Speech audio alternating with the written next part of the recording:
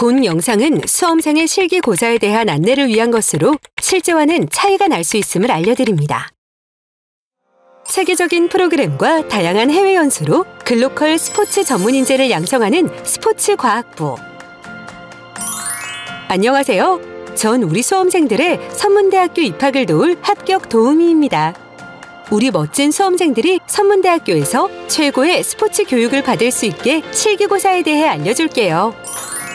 우선 수험생은 실기고사 당일 신분증과 수험표, 운동하기 편안한 복장, 운동화를 준비해야 합니다.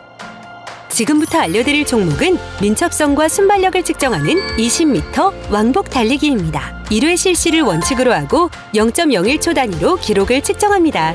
이제 20m 왕복 달리기 실시 방법에 대해 말씀드리겠습니다. 수험생은 출발선 뒤쪽에 위치한 선을 밟고 서서 완전히 정지한 상태로 출발을 준비합니다. 이때 신체 일부가 출발선 센서를 넘어가거나 센서에 닿지 않도록 주의합니다. 출발 준비가 완료되면 수험생이 자율적으로 출발합니다. 이때 수험생의 신체 일부가 출발선 센서를 지나가면 타이머가 자동으로 작동합니다.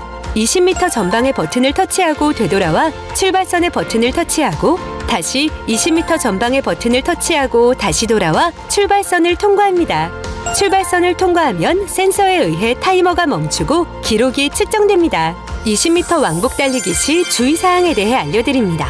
버튼은 반드시 손으로 정확히 눌러야 하고 버튼을 누를 때마다 버저 소리와 버튼에 불빛이 점등하게 됩니다. 버튼을 누를 때 다른 손은 바닥을 짚어도 무방하나 버튼을 잡는 것은 반칙으로 처리됩니다. 지금부터 파울로 실격이 되는 경우를 알려드리겠습니다. 고의적으로 미끄러지거나 넘어지는 경우, 감지기나 버튼에 손 이외의 신체를 대거나 버튼을 손으로 잡는 경우, 수험생의 신체 일부가 출발선 센서를 넘어가 타이머가 작동하였음에도 출발하지 않은 경우 실격 처리됩니다. 20m 왕복 달리기 재측정 기회. 마지막으로 재측정의 기회가 부여되는 경우에 대해 알려드리겠습니다. 측정기기의 오작동이나 측정자의 실수로 기록이 잘못 측정된 경우, 바닥이 미끄러워 넘어지는 경우, 버튼을 잘못 눌러 버저 소리가 안 나는 경우, 1차 시기에 파울을 한 경우, 앞선 경우에는 수험생에게 잠시 정비할 시간을 준 후 1회에 한해 재기회를 부여합니다. 재기회에도 파울을 하게 되면 최종 파울로 처리돼 기본 점수가 부여됩니다. 따라서 넘어져도 일어나 달리고 버저 소리가 나지 않으면 다시 돌아가 버튼을 눌러야 합니다. 다음으로 알려드릴 종목은 순발력, 근력, 협응성을 측정하는 제자리 멀리뛰기입니다. 제자리 멀리뛰기 실시 방법을 알려드립니다.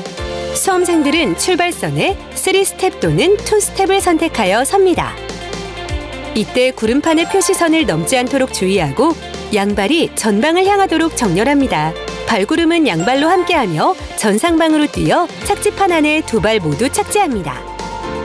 이때 공중 동작의 규제는 없습니다. 이후 구름판 표시선과 가장 가까운 발 뒤꿈치나 신체 일부분까지의 착지 거리가 자동으로 측정되어 센티미터 단위로 전광판에 표시됩니다. 측정은 2회 실시하여 가장 높은 기록을 측정치로 합니다. 지금부터 파울로 무효가 되는 경우에 대해 알려드립니다. 무효도 1회 실시로 간주되니 주의 바랍니다. 출발선을 밟거나 넘어서 뛴 경우, 출발선에서 외발 구르기를 한 경우, 착지 후 옆이나 뒤로 나간 경우, 출발선에서 이중 점프를 한 경우, 측정 라인을 벗어나거나 미끄러져 넘어진 경우, 이와 같은 파울이 2회 발생되면 최종 파울로 판정되고 실격 처리됩니다. 마지막으로 재측정의 기회가 부여되는 상황을 알려드리겠습니다. 센서를 스치듯 지나쳐 기록이 전광판에 나타나지 않았을 경우에는 재기회를 부여받을 수 있습니다. 다음으로 알려드릴 종목은 복근력과 근지구력을 측정하는 윗몸 일으키기입니다. 윗몸 일으키기 실시 방법을 알려드립니다. 먼저 측정대에 다리 고정대 앞쪽에 발을 넣은 후 무릎을 구부려 측정대에 앉습니다. 이때 다리 고정대는 개인이 조정 가능하나 센서의 위치 및 높이는 개별 조정이 불가능합니다. 양팔을 목 뒤로 올리고 손은 깍지를 낀 후 누운 상태에서 준비합니다.